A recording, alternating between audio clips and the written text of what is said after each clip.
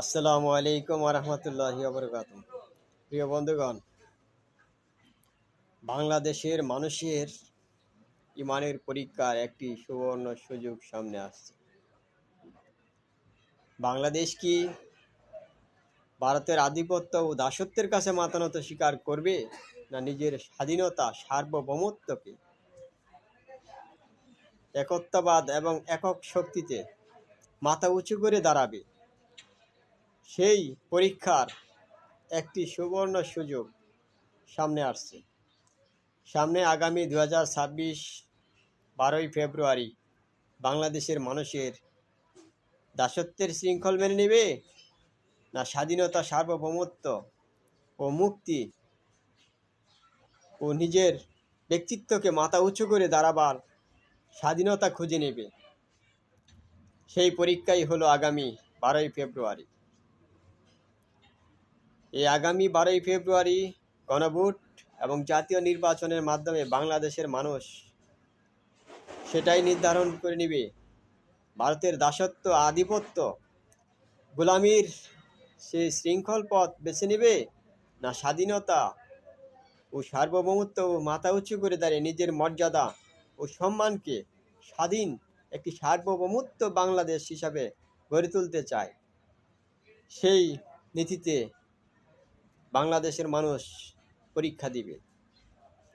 অবশ্যই আশা করি বাংলাদেশের মানুষ ভারতের কোনো তাবেদার ও দালালদেরকে বয়কট করে স্বাধীন সার্বভৌমত্ব এবং দেশপ্রেমিক লোকেদের হাতেই বাংলাদেশের ক্ষমতা হস্তান্তর করবে।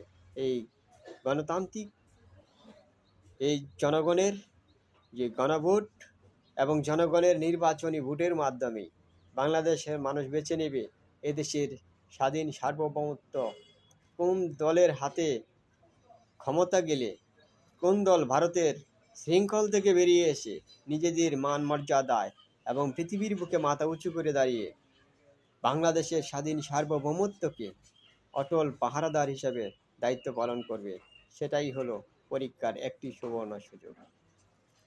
তবে আশা করি বাংলাদেশের মানুষ আগামী 12ই ফেব্রুয়ারিতে ভারতের দাসত্ব এবং শৃঙ্খল থেকে বেরিয়ে আসবে। যে শিকলবদ্ধ যে ভারতের দাসত্ব গোলামি থেকে বেরিয়ে একটি স্বাধীন সার্বভৌমত্ব এবং ইসলামিক একটি রাষ্ট্রে পরিণত হবে। সেই পরীক্ষাই সামনে বাংলাদেশের মানুষের।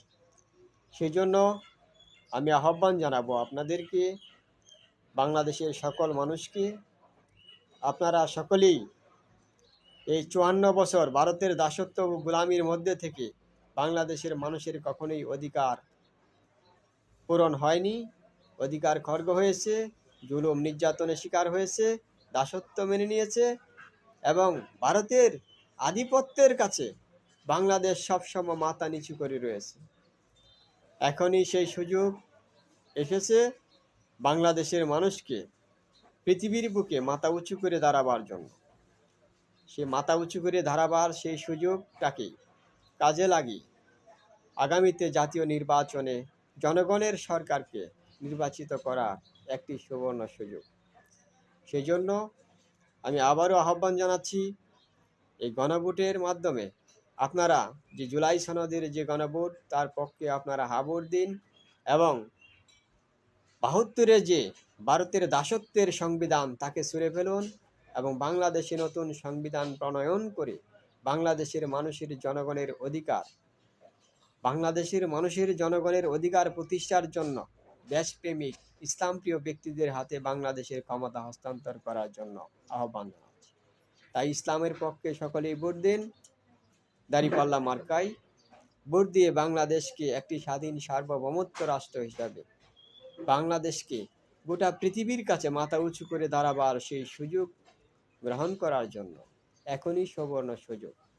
তাই আহ্বান জানাচ্ছি আপনাদেরকে, সে ভারতের দাসত্ব, তাবেদার ও দালাল মুক্ত, চাঁদাবাজ মুক্ত, দুর্নীতি মুক্ত, ঘুষখোর মুক্ত, নারী দর্শনকারী, খুনাখুন যে নিজেদের মধ্যে খুনাখুনি করে মানুষ হত্যা করে এই সমস্ত উচ্ছৃঙ্খল নির্লজ্জ অপদার্থদের কাছ থেকে বাংলাদেশকে মুক্ত করার এখনই সেই সুবর্ণ সুযোগ।